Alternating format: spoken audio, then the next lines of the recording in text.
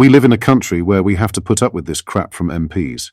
Yes, race baiters, who know nothing about a situation coming out in the House of Commons and making a fool of themselves. In today's video, we watch a Labour MP pay tribute to Chris Kaba, all whilst peddling her racist agenda. It's crazy we have to put up with this. Not only that, but we will also go over all of the latest British political news from up and down the country. But first, hit the like button and subscribe to the channel for all things Westminster. So have a watch of this.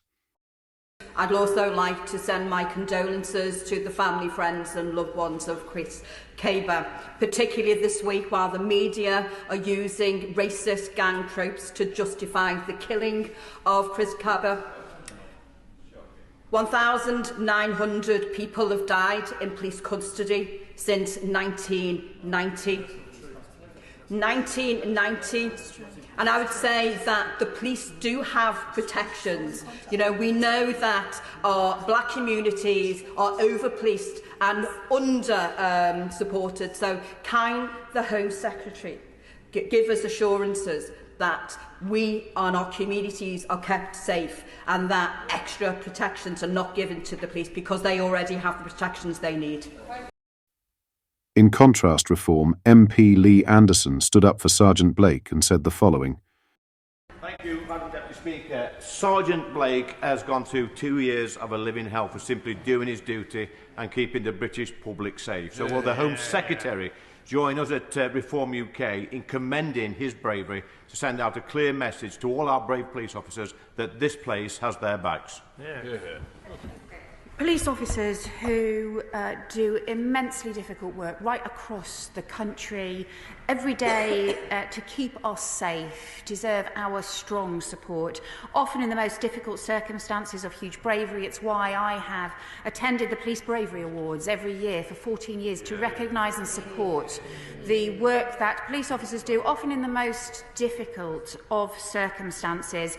I think those officers all believe that it's really important that we have a system where communities can feel confident in the work that police officers do, and also that they as officers can continue to do that work to keep us safe every single day.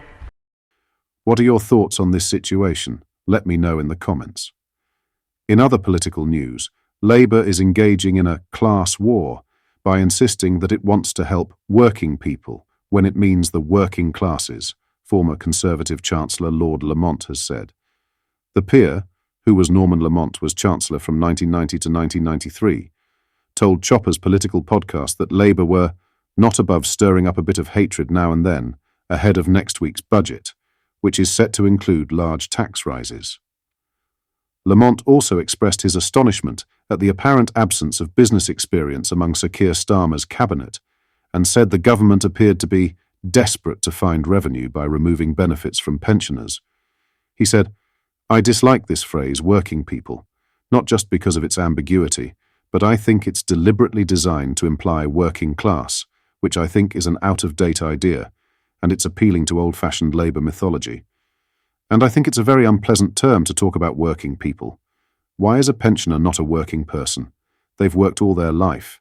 It's ridiculous." Asked if the party is engaging in a form of class warfare, he added, "I think it is a bit of a class war thing, although I have noticed it's also a term that's been used by the Democrats in America." Lamont, who served in the Treasury under Major as well as Margaret Thatcher, added that he shared Labour's hope to create a meritocracy society where everybody can achieve their ambition. But he added, "Sometimes I feel the party of brotherhood and compassion is sort of not above stirring up a degree of hatred now and again." Lamont also took aim at the lack of business experience among Sir Keir Starmer's top team. He said, "I'm more worried about the fact that they're inexperienced. I was astonished to find not in him and no one in the cabinet who's ever started a business or had any commercial experience, but none of them have worked in the private sector, as I understand it." Asked if he felt the government was targeting pensioners, he said, "Well, I'm sure the government would deny it hotly, but it certainly doesn't look they're just desperate to find revenue." The reality of, as I see it, what the government are trying to do is actually to increase public expenditure, and they want to find an excuse for putting up taxes to do that. A Labour spokesman said, The Tories left a £22 billion black hole in the public finances, and it's this Labour government fixing their mess. Labour's budget will fix the foundations of our economy and deliver the change people voted for. In some other news, a London councillor has been accused of stirring up divisive nonsense after criticising his Labour-run council for not consulting trans and non-binary communities on some new public toilets. The new loos, part of Westminster City Council's modernisation scheme to freshen up the existing facilities, are set to be split into men's and women's toilets and have large signs denoting as such. But Ed Pitt Ford, a Conservative councillor and LGBT plus Conservatives member, sparked uproar by sharing images of the plans on social media.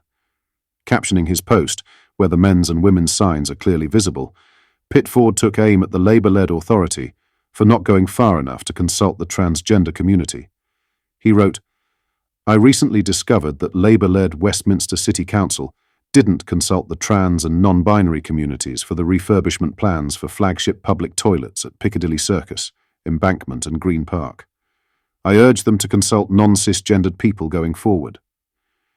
His remarks immediately drew fury from social media users, with one, Brian Coleman, replying, and I suspect 90% of your voters, have no idea what non-cisgendered people are.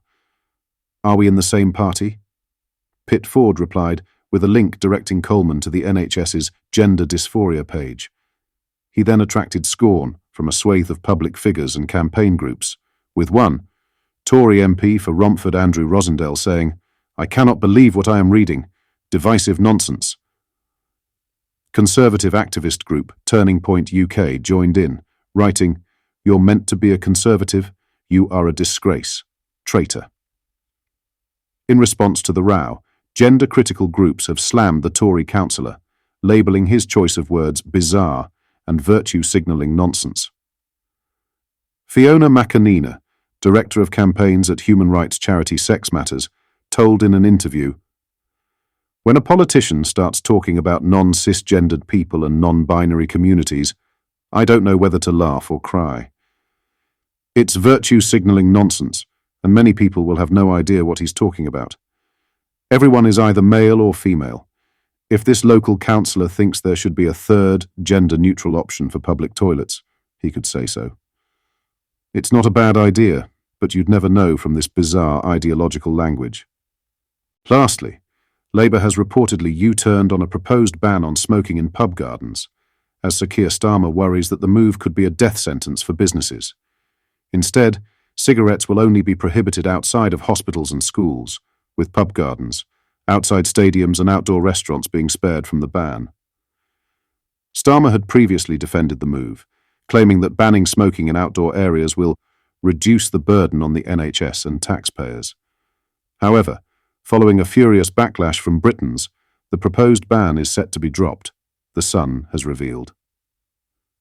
A recent impact assessment found that banning smoking outdoors could cost jobs and force even more pubs to close, the publication reports.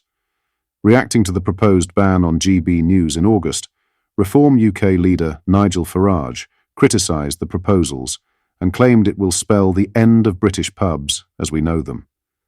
"I will probably never go to a pub again," he told the People's Channel.